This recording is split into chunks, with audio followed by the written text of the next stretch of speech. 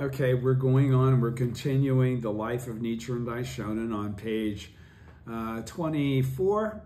And it's in the middle of the page where it says such machinations. Now, the machinations, in case you are reading a gap between these two videos on the Daishonin's life, essentially, again, Rokkan has now lost in a process of challenge, publicly embarrassed. Okay, he's then stirred up enough problems that the sheriff, who is actually Heino Seimen, all right, you're going to be reading about that, is now going to come after Nichiren to just take him out. Okay, he's been convinced to just kill this guy. All right, so, okay, from page 24. Such machinations carried out by well-known and respected priests are predicted in the Lotus Sutra. The Chinese Buddhist scholar Miolo describes such priests as arrogant false sages, the most powerful of the three kinds of enemies of the Lotus Sutra listed in the sutra itself. All right, so this isn't paranoia. This is part of the process. On the 10th day of the 9th month of 1271, Nichiren was summoned by the shogunate and interrogated by Heino Seimen, deputy chief of the Office of Military and Police Affairs. Nichiren remonstrated with him, explaining from the standpoint of Buddhist teachings the correct attitude the leader of the nation should adopt in order to secure peace in the land. 2 days later, after he'd reported that to his superiors and then all said, get rid of this guy. 2 days later, on the evening of the 12th day, Heino Seimen, leading a group of armed soldiers, stormed Nichiren's dwelling at Matsubagatsu and placed him under arrest, treating him as though he were a traitor. Nichiren, calling himself the spiritual pillar of the nation, admonished the group, declaring that by persecuting him, they were toppling the pillar and leading the nation to ruin. In consequence, he stated, the last two calamities described in the sutras, internal strife and foreign invasion, would inevitably occur because of what you're doing to me, who was only trying to help you. The Kamakura shogunate sentenced Nichiren to exile in the island province of Sado in the Sea of Japan. Heino Seimen, however, planned to have him executed in secret. In the pre-dawn, because again, anybody that was exiled to Sado Island was never considered that they would return. They would definitely die there because nobody will help them, and it's a very difficult place to survive in terms of the geography and the climate. The Kamakura shogunate sentenced Nichiren to exile in the island province of Sado in the Sea of Japan. Heino Seimen, however, planned to have him executed in secret in the pre-dawn hours of the following morning. So no procedure. This is all just like gang kind of warfare here. Okay. In the pre-dawn hours of the following morning, he had a group of soldiers take Nichiren to a place called Tatsunokuchi, or the Dragon's Mouth, on a beach near Kamakura, where executions were performed. But just as they were about to carry out the order to behead him, a brilliant object appeared in the sky. As Nichiren described it later, a brilliant orb as bright as the moon burst forth from the direction of Enoshima, a small island off the shore, shooting across the sky from southeast to northwest. The soldiers, terrified, abandoned their execution attempt. This incident is known as the Tatsunokuchi persecution. And the real cool thing that's happened this year, thanks to a friend of mine in Las Vegas, who is an American, obviously, and he caught it in USA Today, so this isn't propaganda or something. They caught on camera, and I'm being an analog guy, I haven't digitally figured out how to convey it or if it's legal to, but they have a photograph of a shooting star in Japan that went across, that came out of the sky and literally exactly like this is described, lit everything into daylight for 2 moments. So if the guy's getting ready to cut off your sword and he's saying, hurry up and do your worst because, if the sun's going to be coming up soon. And he's like, you're telling me to go ahead and cut your head off, after he's already stopped at Hachiman. This is all being left out. He'd already, at the shrine of Hachiman, he's already said, if you let them do this to me, you will have failed in your vow and you will be punished. for not keeping your vow. So Nichiren was already taking the attitude that group of warriors, you can try to kill me, but something's going to stop you. Okay? So be ready for it. So when this shooting star, whatever it was, the bright light appeared that turned the goddamn darkness, complete darkness, into daylight for a second or two. It was enough to make everybody flip out. Okay? The event, they all got scared shitless, period. This event is extremely significant in the context of Nichiren's lifetime teachings, because this is when he knew he was right. He mentions it in the opening of the eyes, written in 1272, where he states, on the 12th day of the 9th month of last year, between the hours of the rat and ox, 11 p.m. to 3 a.m., this person named Nichiren was beheaded. It is his soul that has come to this island of Sado, and in the 2nd month of the following year, snowbound, is writing this to send to his close disciples. The passage may be interpreted as follows. Nichiren, as an ordinary person, died, while the soul of Nichiren, as the Buddha, survived.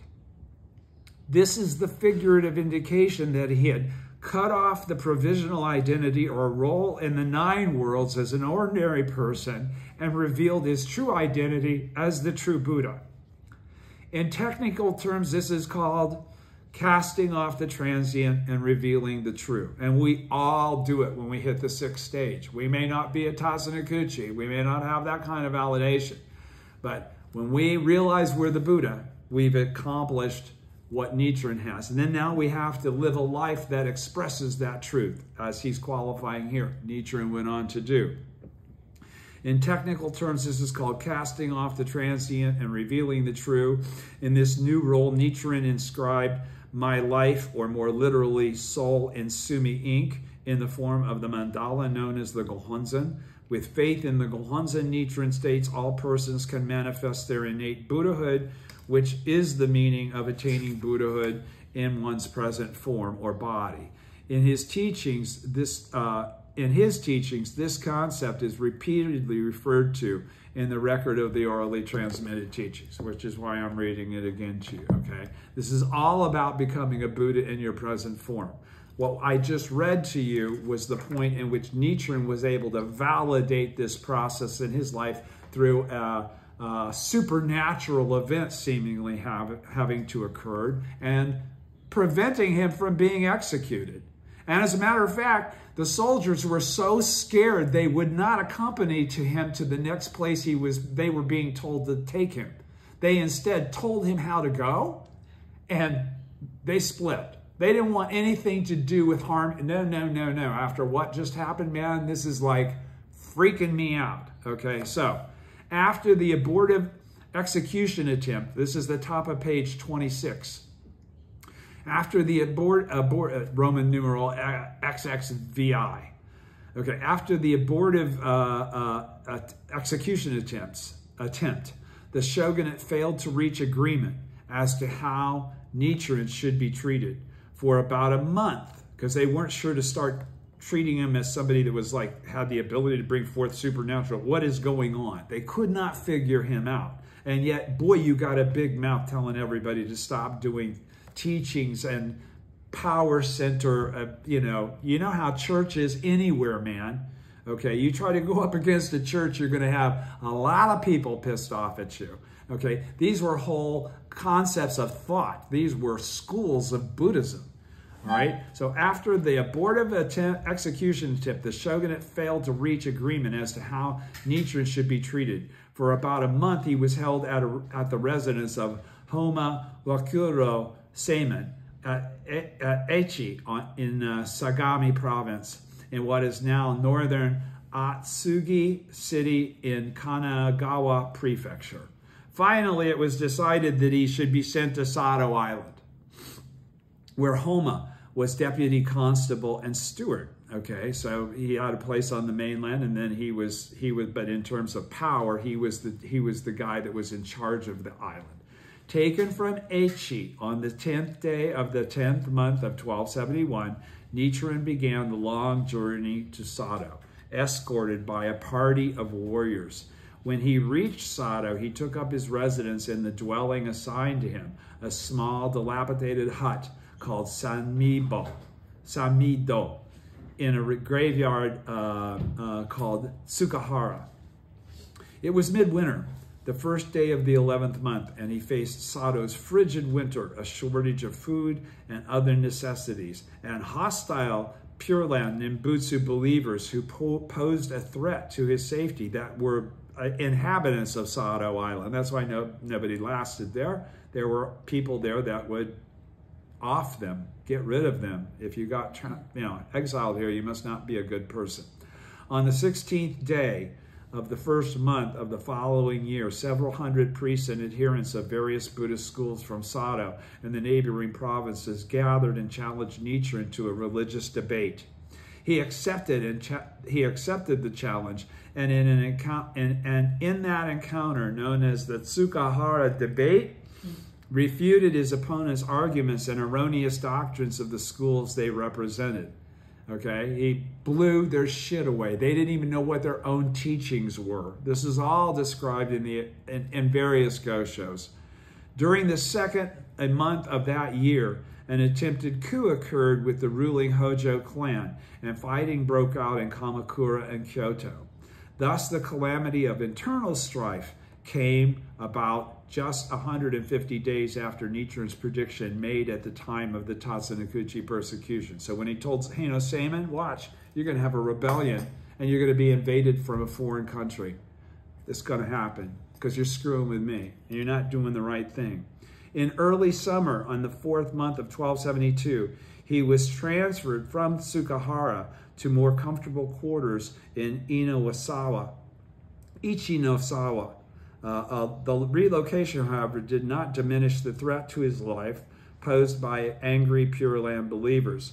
As mentioned earlier, a young priest named Nikko, N-I-K-K-O, had become a disciple of Nichiren when the latter was at Jishoji Temple, immersed in sutra study.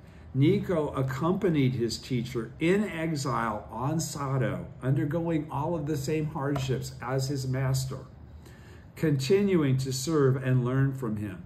Meanwhile, Sato residents began to convert to Nichiren's teachings, among them such devout believers as Abutsubo and his wife, the lay nun Shinichi, and the lay priest of Ko and his wife, the lay priest Nakaoki, and the priest Sairenbo. Sairenbo, the brainiac. We got great goshos thanks to this priest Sairenbo being on Sato Island and converting to the Daishonin's teachings.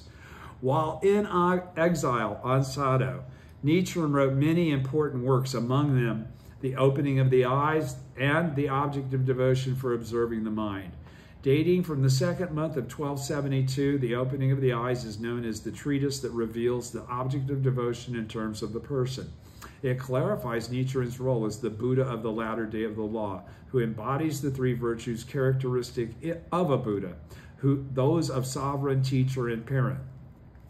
The object of, on page 27 now. The object of devotion for observing the mind, written in the 4th month of 1273, so, less than a year later, or pardon me, a little over a year later, explains the Gohonzon, the object of devotion that embodies the law of Nam-myoho Renge-kyo. For this reason, it is known as the treatise that reveals the object of devotion in terms of the law. Faith in the Gohonzon, Nichiren states, enables all people to attain Buddhahood. Faith in the Gohonzon, Nichiren states, enables all people to attain Buddhahood. And he wouldn't say that if he wasn't correct, if he wasn't positive that that's the case, if there weren't circumstances that preceded him making that kind of a statement that allowed him to conclude concretely that this is the correct teaching for the latter day of the law that was prophesied in the Great Collection Sutra in the first place. In the 2nd month of 1274, Nichiren was pardoned from exile in Sato. He returned to Kamakura on the 26th day of the 3rd month, and on the 8th day of the following month met again with xxiv, his old archenemy, who had tried to get him executed and couldn't.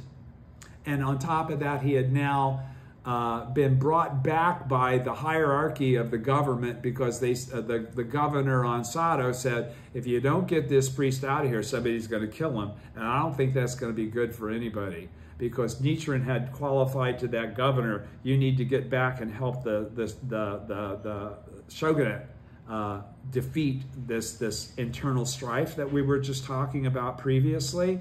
At any rate, Nichiren had made great advice to the governor of the island, and the governor of the island actually spoke out when he was back on the mainland and said, this dude is a spooky, spooky good dude. You don't need to get him killed. It wouldn't be good for us if you got him killed. So he gets sent back to the mainland, and the first thing he has to do is go talk to the same sheriff dude, xxiv, okay, who tried to get him executed in Tatsunokuchi, which started this whole exile process to Sado Island. Okay, so in the second month, this is on page 27, in the second month of 1274, Nichiren was pardoned from exile on Sado. He returned to Kamakura on the 26th day of the third month, and on the 8th day of the following month, met again with xxiv and strongly warned against using prayers based on erroneous Buddhist teachings to ward off a Mongol attack. In response to xixiv's inquiry, he predicted that the Mongols would surely launch an attack on Japan within a year. In the 10th month of 1274, a large Mongol military force did in fact attack Japan's southern island of Kyushu, the two small islands off its shore. Nichiren's predictions of the two calamities of internal strife and foreign invasion had come true. In the selection of time written in 1275, so you can see object of devotion is 1272, object of devotion is, opening the eyes is 1272, object of devotion is 1273, and then in 1275, he writes the selection of time. This is his entire teaching contained within those three major writings, actually. Okay, if you took the time to read them, they're all very long. I know it's very difficult to read long go-shows, but you'd get a lot out of it if you did it more than once. In the 10th month of 1274, a large Mongol military force did in fact attack Japan's southern island of Kyushu and two small islands off its shore. Nichiren's prediction of the calamities of internal strife and foreign invasion had come true. In the selection of time written in 1275, he cites these words from a Buddhist text. A sage is one who knows the three existences of life, past, present, and future, and states, 3 times now I have gained distinctions by having such knowledge. From the writings of Nichiren Daishonin, Volume 1, page 579. He refers to the following 3 occasions. First, when he submitted on establishing the correct teaching to Hojo Tokiyori in 1260. Second, during the Tatsunokuchi persecution in 1271, when he told xixiv's that the latter's attempt to do away with Nichiren would topple the pillar of Japan and lead the nation to ruin. And third, in 1274, on his return from exile on Sado, when he admonished xixив and predicted that the Mongol forces would attack Japan within the year. All remonstrations went unheeded, and Nichiren left Kamakura. In his letter to Kenichibo in 1276, he wrote, I now had remonstrated with the authorities 3 times, for the sole purpose of saving Japan from ruin. Mindful that one whose warnings are thrice ignored should be retired to a mountain forest, I left Kamakura on the 12th day of the 5th month of 1274.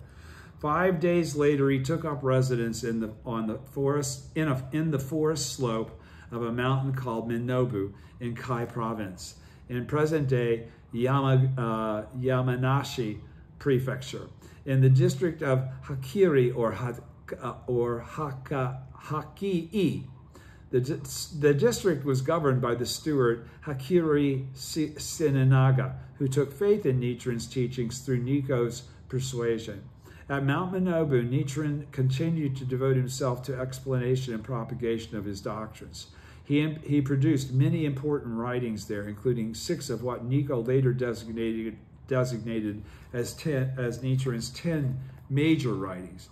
He also lectured on the Lotus Sutra and other subjects, pouring energy into the fostering of able disciples who would be able to spread his teachings. As he had done in Sato, he wrote many letters to individual followers, continually encouraging them in faith and instructing them on how to cope with the harsh realities of daily life. He also revealed more of his profound teachings on the Lotus Sutra, and his immediate successor, Nikko, Nikko, set them down in writing and gave them shape as the record of the orally transmitted teachings in 1278.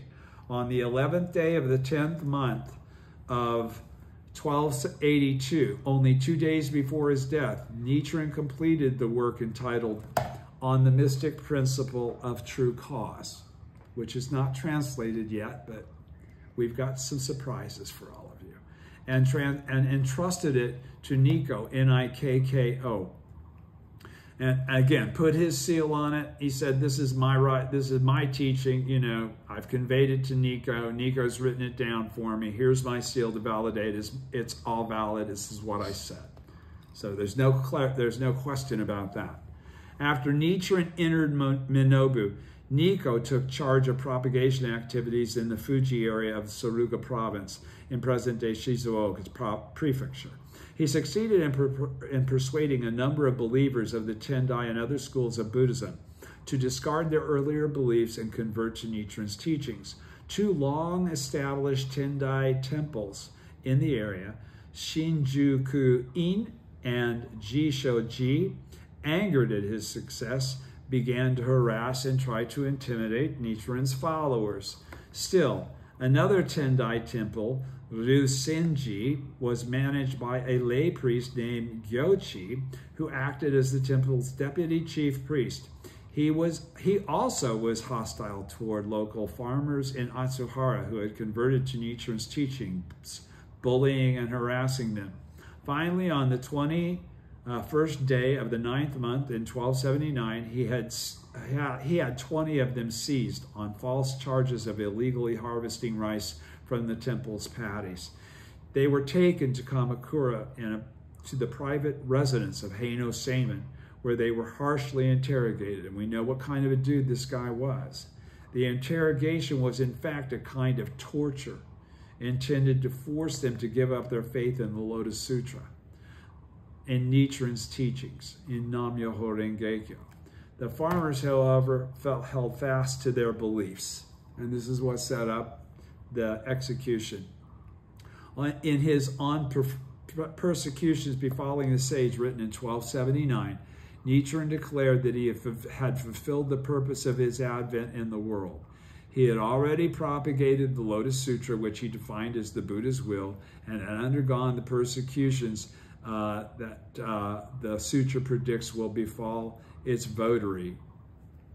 That's called the Atsuhara persecution. I was trying to think where the farmers got their decapitated. That was called the Atsuhara persecution. So that's when he said, that's what motivated him to say, okay, my teachings have now been powerful enough and convincing enough and correct enough that people have been willing to give up their very lives rather than renounce their faith. And on that basis, my job's done. That kind of a faith now exists already in the 9 worlds, and it will continue. So let me go back to that paragraph. On his persecutions befalling the sage, written in 1279, Nichiren declared that he had fulfilled the purpose of his advent in the world. He had already propagated the Lotus Sutra, which he defined as the Buddha's will. He had already propagated Nam-myoho Renge-kyo, which he defined as the Buddha's will, and had undergone the persecutions that the sutra predicts will befall its votary. The phrase, the purpose of one's advent, refers to the reason for a Buddha's appearance in the world, which is to lead all people to Buddhahood. That was also the original vow that Nichiren made in 1253 when he first declared his teaching, and the same vow that he made in front of Bodhisattva Space Treasury. That's what his objective was in becoming the wisest person in Japan. Nichiren finally fulfilled that vow, or the purpose of his life, on the 12th day of the 10th month of 1279 by describing the Daigo Hanzan, the great object of devotion for the sake of all people. The firm faith of the xxxi believers had deeply moved Nichiren, so much so that they had finally made the decision to inscribe, he had finally made the decision to inscribe the Daigohonzan, because those guys were ready to have their heads cut off rather than renounce their faith.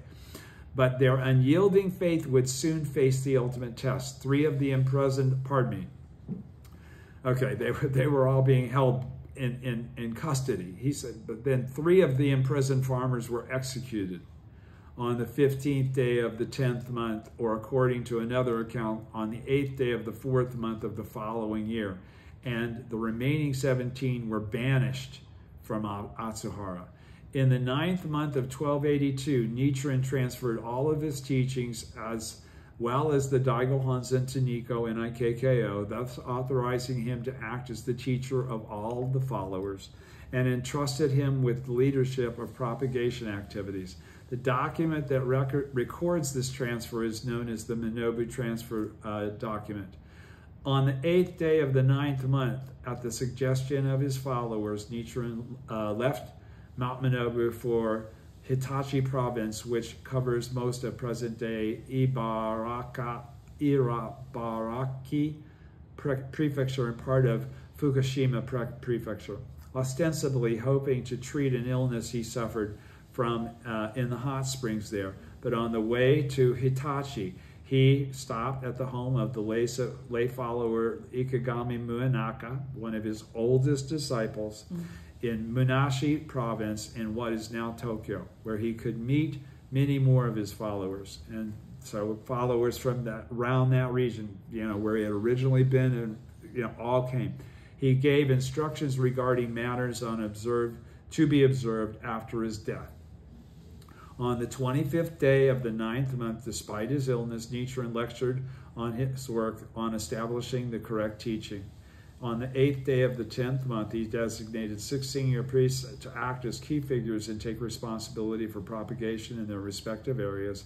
They were, in order of their conversion, Nisho, Nichiro, Nikko, and Ikkko. Nikko with a single K, that is the Nichiren Shu. Nicho and Nichii. Nichiji.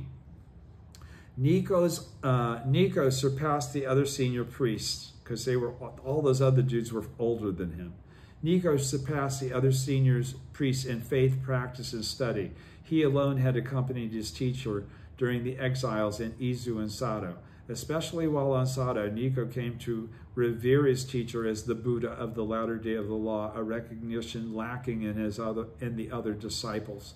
He grasped the essential meaning of Nichiren's teachings. After Nichiren entered Minobu, Nikko took leadership in propagation activities in the xxxi area, which invited persecution by the government. This was the only persecution that the government directed at the disciples. All the other government persecutions were aimed at Nichiren himself.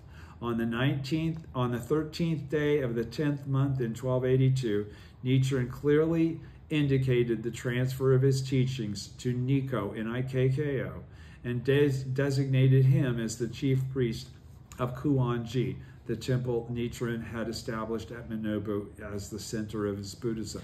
The document that records this is known as the Ikegami Transfer Document because it was written in Ikegami. Later on the same day, Nichiren's life came to a peaceful end at the age of 61. Okay, and that takes us to page 31, and we'll stop there.